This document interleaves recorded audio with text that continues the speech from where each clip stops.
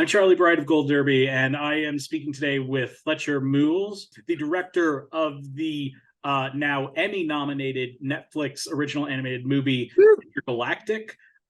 First question I wanted to ask you is, the look of that whole movie is so incredibly distinctive. How did the look for that world come together?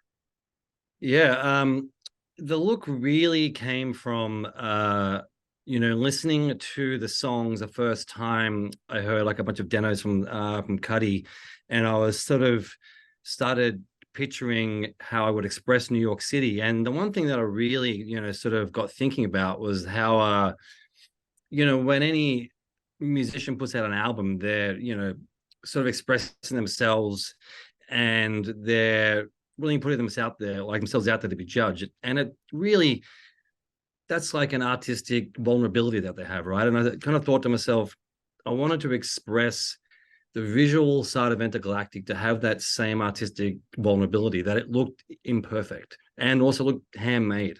And we often talked about Intergalactic being like an analog love story.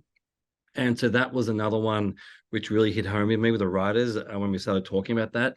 So for me, it was really all about trying to hide the use of the computer at every turn. And so that led us into sort of the mindset of making a moving painting.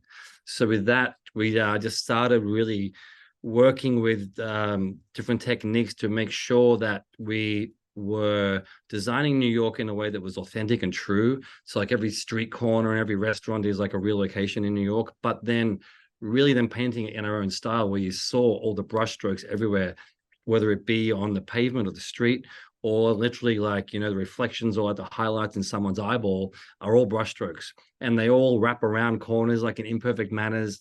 And that was really all just to match in with the concept that it looked vulnerable and it looked handmade. So, what I'm also curious about is, how did the project come about, and was it always envisioned as a movie or something, or even something animated in the first place? No, it all came about from from Cudi and Kenya were talking about new ways to release music, as far as I know. And then Cudi had the idea of this story based in New York City, loosely based on his time when he lived there. And it was a TV series, and I think initially conceived as live action, and then basically then Kenya and Cudi met Mike Moon at Netflix in like an adult animation section, and he was like, I think you should animate this. And by for many reasons, and I think hopefully they're visible when you watch the show, how with through animation and the different art styles, we can really kind of express the music much further, and that was the aim. So then it was conceived as 6 episodes, which it technically is. And so those chapters, which you want to call them, ended up just being stitched together onto Netflix as one single play, just as it felt like you wanted to keep the momentum up. And so it plays as one 90-minute piece, but it really listed as like a series with actually 6 episodes. So I will, in addition to the look and the story being incredible, the cast is also Oh yeah. magnificent. Was Cudi always envisioned to play Jabari? And Yeah. I was wondering, and in addition to that, I was wondering, was there any character who it was hard to cast the voice for? Luckily for us, that Cudi is friends with a lot of these people, and we were able to cast people and write characters based on something that the writers were saying, like Ian and Maurice early on, was when we talked about casting, was like, you kind of need to imagine that these actors could all actually hang out together. And what we wanted to do was to actually represent them, as you can tell in the show, that we designed the characters to look like the actors. And so it felt like there was this believability that these two characters would actually hang out and actually be friends. And so when actually pulling the cast together, from Laura Harry being Carmen, with Jessica as Meadow, and obviously with Timmy and everyone in there, was so so amazing when we first just started looking at that, the cast of this show, and then designing them and then doing lineups of the character designs. And it really felt like it had that authenticity, that these people would actually spend time together. Of course, we were hit with COVID like everybody else throughout the production, and the original intent was to court everyone in a room together, but we had to do it individually. And it's a real testament to the awesome performances that we got, that when we stitched them together, it really sounds like they're all there in the room together. It's always the sign of an amazing voice cast, right? When they're apart. It sounds like they're all just working, they're all just chatting with each other. Definitely blessed with that. And also, yeah, Jessica Williams, who also earned an Emmy nomination this year for Shrink. Oh, yeah, very she's incredible as Meadow, and we think that she bringing her to life off her performance was just so great.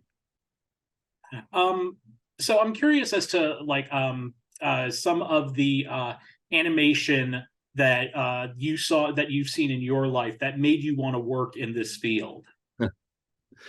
Yeah, that's many years ago now. I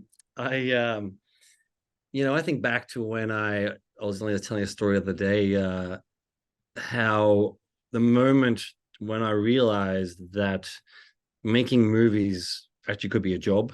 Like, I think I was watching the behind the scenes of Return of the Jedi, and I saw all like the puppeteers inside at Jabba, and I was like, oh, that's someone's job actually to do that. And then I thought, oh, hold on, maybe I could do that. And so I actually started in stop motion actually in the late 90s in Sydney, and I got to work with some of the best animators of all time, and was really lucky there. And from that, it's been a meandering sort of path, through my journey. But I think being inspired by Ray Harryhausen as a kid, and watching those early monster movies that he did, and the fact that as a kid you can mimic them yourself in your own front yard. And obviously throughout the years, and especially the last sort of 10 years, animation has expanded so much. Western animation especially, obviously we've seen through anime, the fact they're able to really tackle much larger themes, and only now in Western animation are we seeing different visual styles and larger themes that have been out there. I think Intergalactic, for me, I was really inspired by films like I Lost My Body. I think is absolutely fantastic. Obviously, they're the great work that all our friends did over at Sony, is making Spider-Verse, and all of just great storytelling. I know it sounds cliched, but animation's moved through so many different pockets of time as technology change, and there's audiences willing to see new art styles. And I think that's something we tried to push at Intergalactic, to make something where it's an animated rom-com, which I don't believe has ever been done in a Western, sort of audience before. And so that's something that we wanted thematically to do, well, also then to push the visual style. So, as I mentioned earlier, your Entergalactic got nominated for the Emmy for animated program. Congratulations on that. What was your reaction like to finding out that you'd been that you and the project had been nominated for this? Well, I texted Cudi first of all, and he was squealing, and we all. It also helps that when you open the big document that has all the nominees on it, animation is the very first thing on there because it's alphabetical.